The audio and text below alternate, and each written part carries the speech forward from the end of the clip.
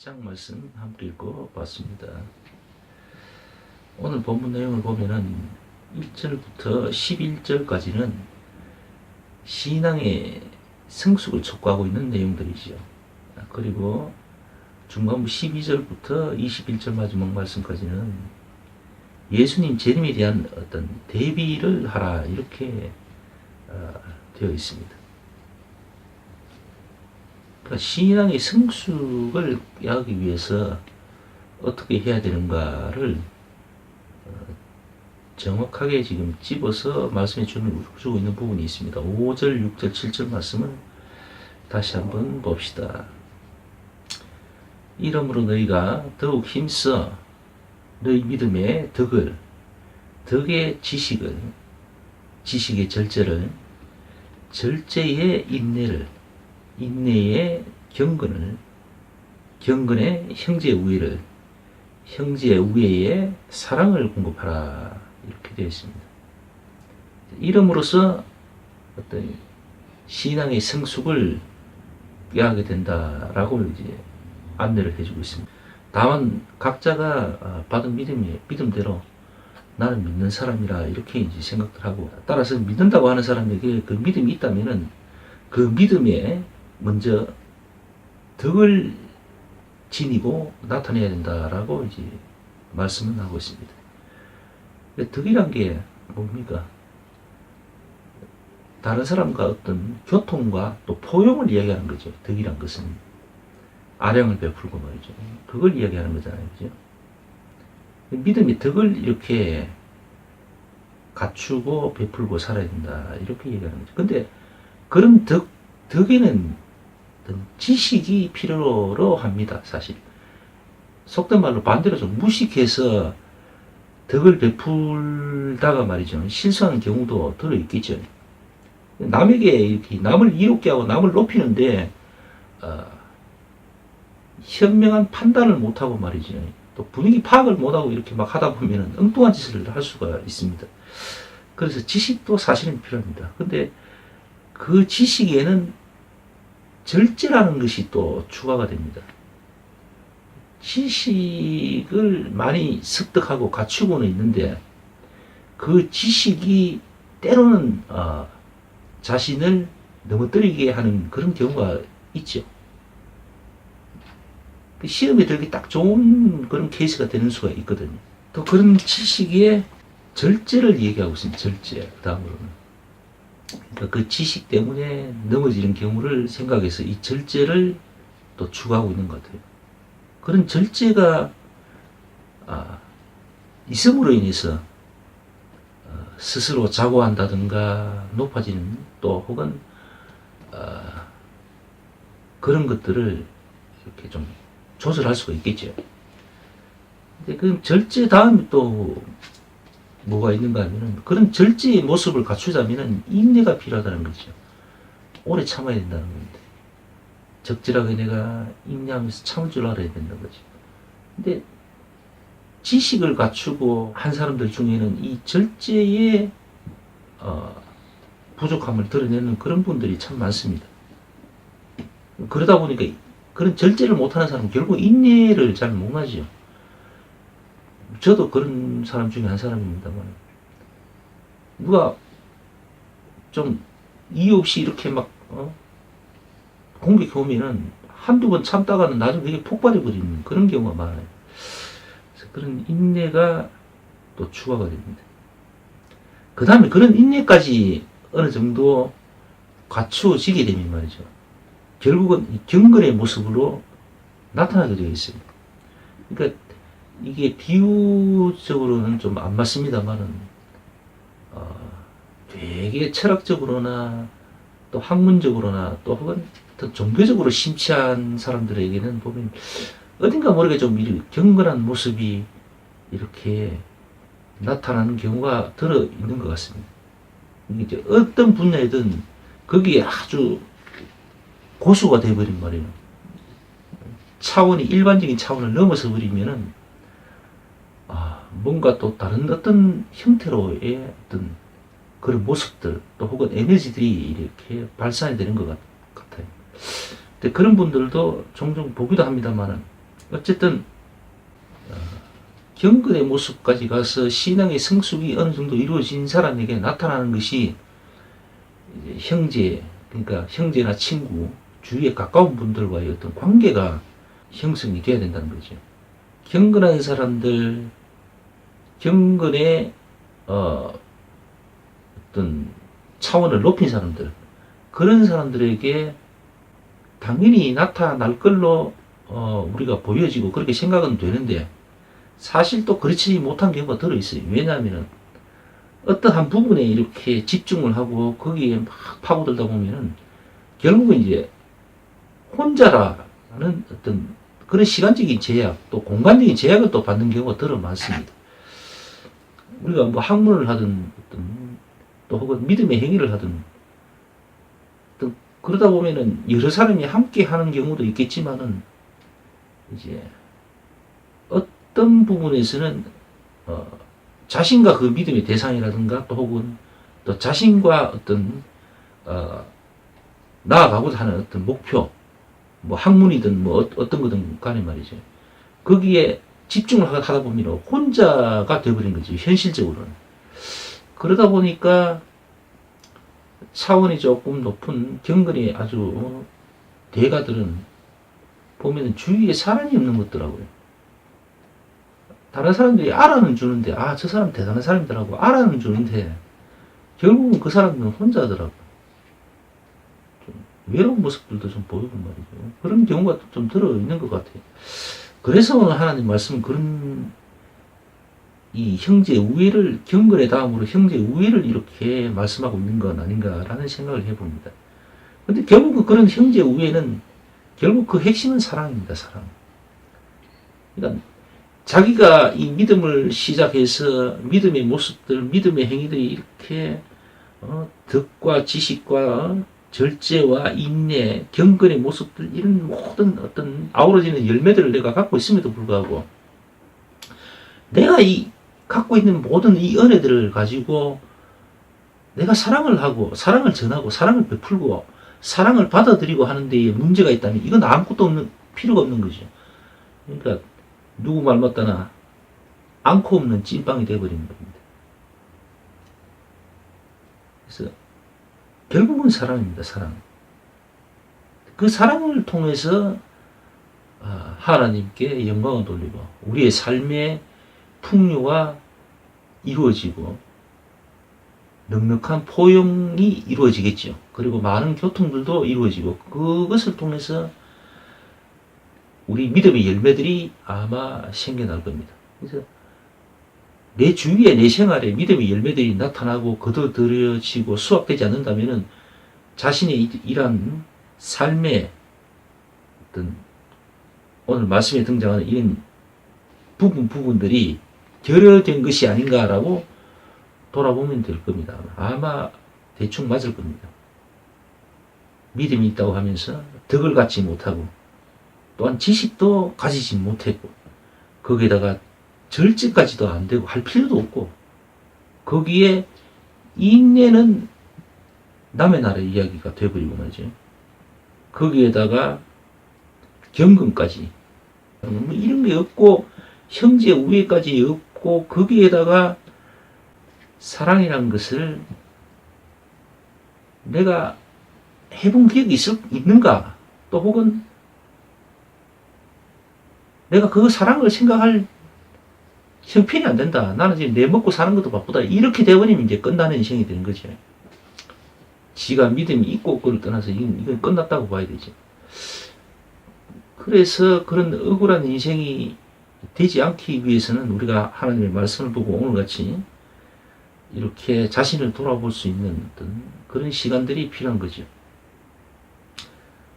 다시 한번 말씀드리지만은 결국은 우리가 우리 삶의 목적은 사랑입니다. 결국 그 사랑을 통해서 하나님을 나타내고 또 그 하나님께 영광을 돌리고 그러므로 인해서 그 하늘에서 내려지는 그 은혜로 우리의 삶이 좀 더 풍요로워지고 넉넉해지는 것. 그거 아니겠습니까? 그죠? 결국은 그거인 것 같습니다. 그리고 이제 12절부터 이제 마지막 말씀 21절까지는 당시 저자의 관점에서 봤을 때에 많은 이단들이 있었던 것 같습니다. 하나님의 말씀을 자기 마음대로 이렇게 해석을 해서 사람들을 이렇게 유혹하고 그랬던 것 같습니다. 지금도 마찬가지죠. 많은 이단이라고 하는 사람들이 하나님 말씀을 이상하게 이렇게 풀이를 하고 그래서 젊은 사람들이 굉장히 많이 유혹당하고 있습니다. 그 세력이 엄청 커져가 있는 경우도 들어있고요. 근데 이제 하나님 말씀을 이렇게 잘 살펴보고 그리고 믿는다라는 사람들을 이렇게 둘러보면은 사실 이단이라고 하는 사람이나 또 그렇게 지목하는 사람이나 또 지목당한 사람이나 사실 피장파장인 것 같아요. 하나님 말씀을 자기 멋대로 해석하고 적용하고 사람들에게 가르치고 하는 걸 보면은 정통 교단 교파라는 교회 그런 곳에 있는 목사들이나 이단으로 지목당하는 그런 사람들이나 별반 다른 거 없는 것 같습니다. 서로 자기가 유리한 쪽으로 또 필요한 대로 그냥 하나님 말씀을 이 부분 저 부분 이렇게 막 끌어다가 이 사람들을 가르치고 그렇게 하더라고요. 어쨌든 오늘 하나님 말씀 마지막 부분에는 20절 21절입니다. 먼저 알 것은 경의 모든 예언은 사사로이 풀 것이 아니니 예언은 언제든지 사람이 뜻으로 낸 것이 아니요 오직 성령의 감동하심을 입은 사람들이 하나님께 받아 말한 것임이니라 이렇게 되어 있습니다. 먼저 알 것은 경의 모든 예언, 경이라는 것은 이제 성경 말씀, 하나님 말씀을 얘기하는 겁니다. 그러니까 사사로이 풀 것이 아니다 이렇게 말씀하시잖아요. 그러니까 자기 필요에 따라서 자기 취향대로 그냥 자기 하고자 하는 어떤 목적대로 하나님 말씀을 사사로이 그냥 자기 마음대로 이렇게 막 끌어 쓰고 그렇게 사람들에게 사기를 치고 가르치고 그건 아니라는 겁니다. 그렇게 하면 안 된다는 겁니다. 하나님 말씀에는 우리가 쉽게 다가서고 쉽게 받아들이고 이해되는 부분도 있는가 하면은 도무지 알 수 없는 말씀도 참 많습니다. 그건 하나님의 은혜로 성령의 감동 감화로 인해서 풀이되고 또 받아들여지고 또 다르게 이래 사람 각자 개인마다 다르게 또 이렇게 보여지는 부분도 있거든요. 하나님 말씀을 여러 번 읽고 해본 사람들은 알겠습니다만 날짜마다 다를 때가 있어요. 같은 말씀인데 작년에 다르고 올해 다르고 그렇거든요. 근데 그 당시에 그 사람의 심령, 영성이 어떤가에 따라서 이제 그것이 다시 다르게 다가오는 거죠. 뭐 꼭 하나님 말씀 아니라도 우리가 일반적으로 가족 간의 대화도 마찬가지입니다. 똑같이 아들이 저보고 아빠라고 하는데 우리 아들이 기분이 좋을 때 아빠라는 때 하고 기분이 아주 나쁠 때 아빠라고 할 때하고 또 틀리죠. 지는 똑같은 아빠라고 불렀는데 저는 그 말을 듣는 저 입장에서는 벌써 달라요. 이게 느낌이.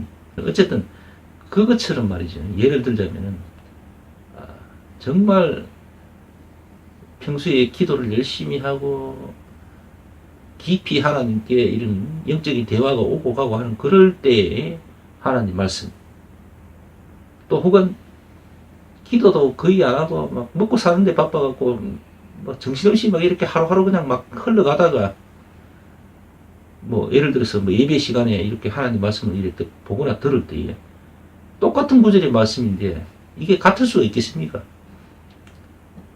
전혀 달라지는 거겠죠. 그것처럼 어쨌든 이 하나님 말씀은 우리가 도저히 이해될 수가 없고 또 알 수 없는 그런 말씀도 있는데 그것을 어느 누가 그냥 이렇게 풀이해 준다 해서 그것이 100% 나에게도 동일하게 적용된다 이건 아닙니다. 그렇게 될 수가 없어요. 하나님 말씀. 하나님은 누구 한 사람이 하나님이 아니고 온 인류의 하나님입니다.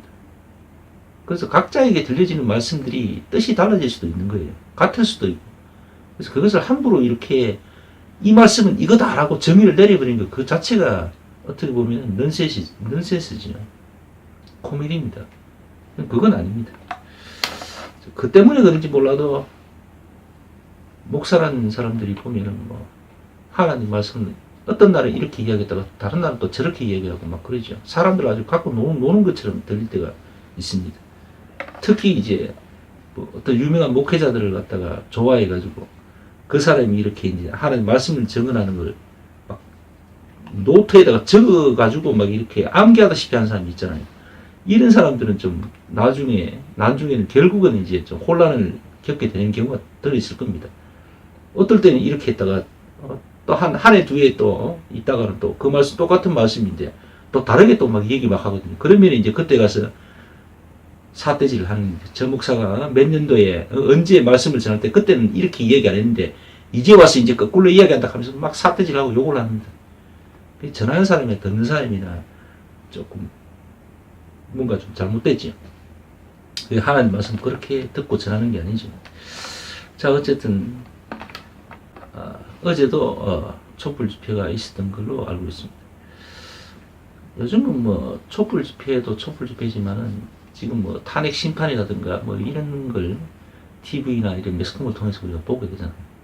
오늘 말씀에도 이렇게 보면은 믿음 가운데에 덕이 필요하고 덕의 지식이 있어야 되고 지식의 절제가 필요하다고 이렇게 되어 있습니다. 근데 우리가 그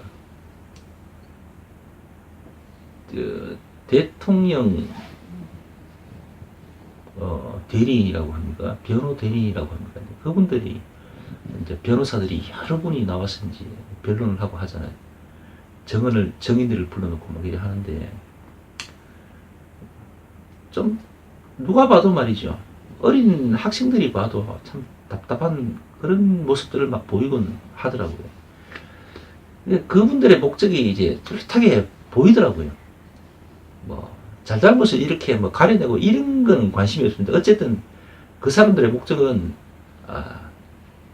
이 헌재 심판을 끌어서 말이죠. 시간을 끌어서 헌재 재판관들이 이제 곧 뭐 한 사람 더 임기가 이제 다 되잖아요. 그래서 그 숫자를 줄여서 어떤 다른 어떤 변수를 이제 만들어 보자라는 게 그게 이제 복지인 거죠. 그래서 뭐 오만 정인이란 정인은 다 채택을 막 하고 막 이럽니다. 그리고 막 나중에 하다 안 되니까 막 헌재 심판관들을 이렇게 막 고함을 지르고 모욕을 막 주고 막 그러더라고요. 그걸 딱 보면서 참 저게 훌륭한 대학교 법학과를 나와서 그리고 검사 판사 이렇게 유명한 고위 직책을 가졌고 그리고 그러했던 사람들 정말 배우고 지식이 많은 사람들 아니겠습니까? 보통 사람들에게 추앙받는 그런 사람들인데 그런 사람들이라고 라고 믿고 있었는데 그 하는 모습들이 얼마나 참 안타깝기도 하고 참 구역질 나기도 하고 막 그렇더라고요. 참 불쌍하다는 생각도 막 들고 심지어 한 분은 그 머리 하얀 그분은 일부러 막 보란 듯이 기도도 막 하더라고요. 뭐 자기 딴에는 그 믿는 사람이라고 얘기하는 것 같은데 그리고 뭐 탄핵 그 반대 집회에서는 막 태극기를 이래 몸에 감고 막 나가지고 자신이 뭐 대단한 뭐 애국 지사인 양 막 그렇게 막 행동을 하는데 그건 아니죠. 말도 안 되는 소리를 막 이렇게 하면서 어떻게든 대통령을 어떻게 해보겠다고 뭐 자기가 뭐 그 수호 신인 같이 말이죠. 막 그렇게 해보겠다고 막 해서는데 그건 정말 아닌 것 같아요.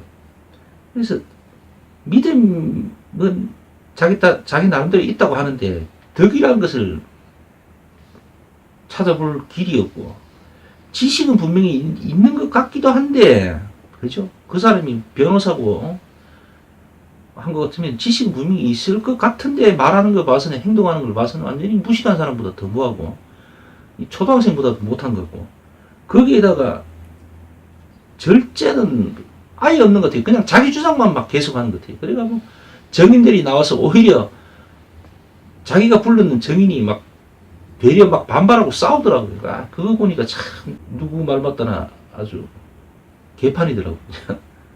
거기에 뭐 인내라는 건 전혀 찾아볼 수도 없고 그러다 보니까 뭐 기도하는 모습을 잠깐 보인 후에 그 사람에게서 경건의 모습은 아예 없더라고요. 그러니까 그 사람은 불쌍한 사람 같이 그렇게만 보이더라고요. 그러니까 비단 그분만이 그렇겠습니까? 그 탄핵 반대하는 집회에 나오는 사람들 중에는 뭐 여러 유명한 목사들도 막 있더라고요. 많고 하나님을 믿는다고 하는데 어떻게 저렇게 불법과 악에 대해서 편을 들고 저렇게 막 막무가내로 말이죠. 저렇게 막 선동을 하고 거짓 주장을 하고 막 그렇게 할 수가 있는가? 하나님의 사랑을 전해야 되는 사람 입에서 어떻게 저런 소리들이 나올 수 있는가 싶을 정도로 하여튼 말세가 돼서 그런지 몰라도 너무나 거짓이 너무나 판을 치는 것 같습니다. 그래서 이럴 때일수록 우리가 좀 더 되돌아보고 우리 믿음에 대해서 스스로 점검을 하고 우리가 정말 믿음의 사람으로서 바르게 살고 있는가, 바른 행동을 하고 있는가를 돌아봐야 되지 않을까 그런 생각을 해봅니다. 자, 오늘도 그런 은혜로운 시간들 다 가지시기를 바랍니다.